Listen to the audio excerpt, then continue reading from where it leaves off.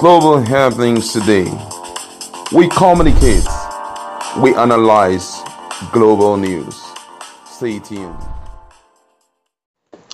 Hello, beautiful people. Welcome to Global Happiness Today. A lot of people have been talking about Uzodinma and the fact that a lot of things happening in South is 60%, if not 50%, is traceable to his leadership style.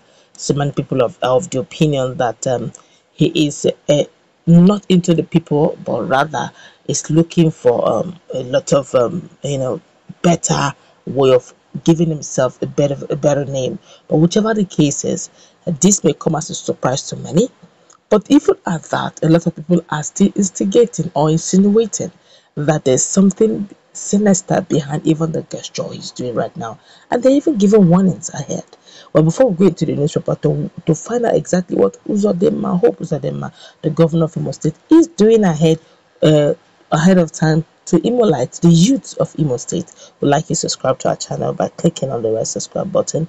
Beside it, you see about notification icon. Please go ahead, click on it to get notified as soon as we update our channel on YouTube. Well, according to the news, the Imo State Governor, His Excellency, Distinguished Senator Hope Uzodinma, has re-emphasized that youth empowerment remains a cardinal part of the shared prosperity government.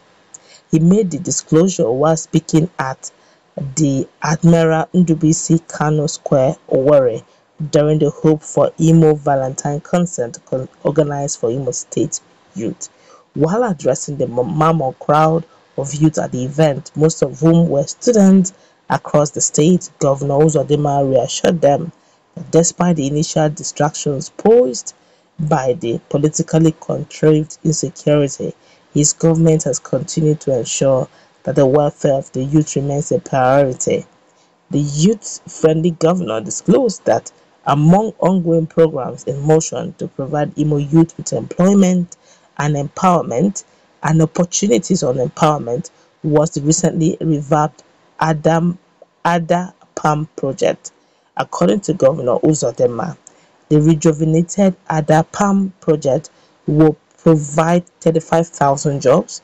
The Recover Standard Shoe industry will provide 7,500 jobs, while the Export Processing Zone project, which took me to Côte d'Ivoire alongside 3 other state governors from the country, will employ over 50,000 youth when fully activated.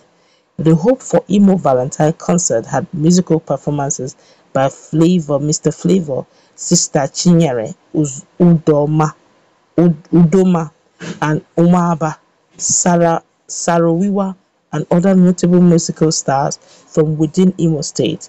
The event was attended by prominent Imo citizens such as former Governor Igbo members of the federal and state legislature, top government officials, and business moguls in the company of the governor.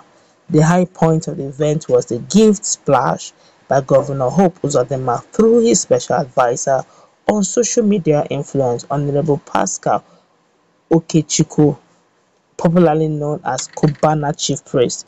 A total of 2,700 smartphones were gifted to Imo youth selected during the university campus tour, in addition to 2 cars donated by Gili Automobiles to support the event.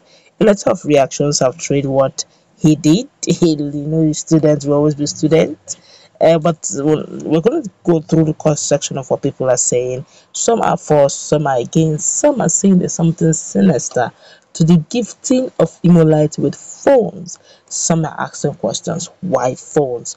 Why not create jobs and give them immediately to start working with? According to Governor Hope Uzodinma, some of these things are projects that will start giving out jobs, so they should be patient. This one here is saying, we're going to take cross section of what people are saying.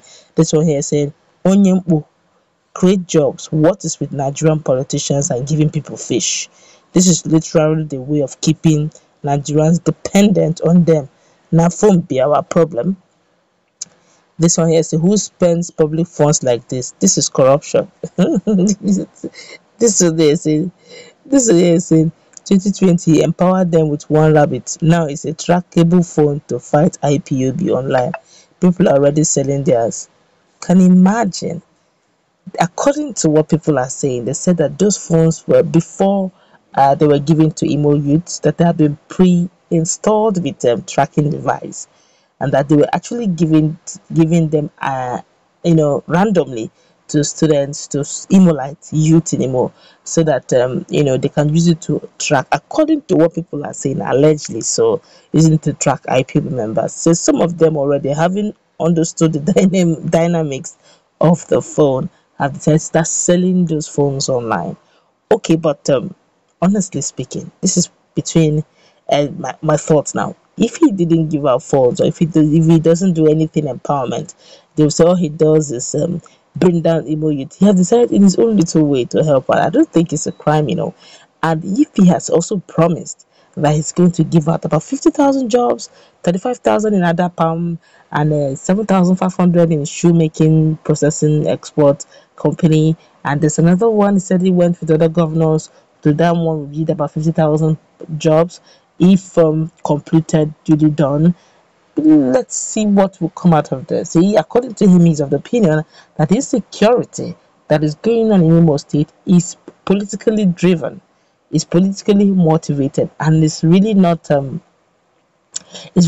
born out of insecurity in the true sense of it. But then, would you also say that IPOB, Indigenous People of Biafra, are also political organization? I don't think so. Now, what situation we have in our hands right now, especially in the arena of Imo State in particular, is the quarrel. Imo State, Ebonyi State, is this unusual clash between Ibubago security personnel and Eastern Security Network or IPOB members. It has been very nasty, and we're hoping and praying that two brothers should stop fighting. In fact, there have been series of videos coming up on that, especially Sit at Home, Sunday, Monday, Sit at Home, where some women have come out and said that some of the people who even, in fact, it's a very terrible story. And if this is a way of, trying to unite the youth, I feel also, yes, it's probably the right step in the right direction, but we need to do more. We need to engage the youth while giving them phones. Is there a way to teach them how to work with it? And if phone is not the problem of the youth, why not teach them practical artisans work, as in handiwork, that will take them off the streets? And honestly, you need to have what we call grassroots grasping of the youth. It's not just to hand down informations to them. It's a case of, can we sit on the round table? What's our issues? Because you may be surprised. You may think that their problem is fish, but what they're telling you, what they want to tell you, is that their problem is not fish, but it's bread. So if you hand them over the fish, they won't appreciate it because the fish is not their problem. So when you come on a round table discussion, you have a tete-a-tete, as in heart-to-heart discussion, you will find out, okay, you want bread, but I feel fish is right for you. Well, okay, why don't we do it this way? Then you dialogue, compromise here and there. Imo State, Southeast again will be great again, will be peaceful again.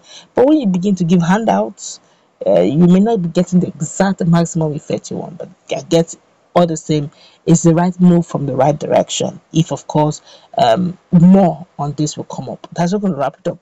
Let's meet in our conversation, please.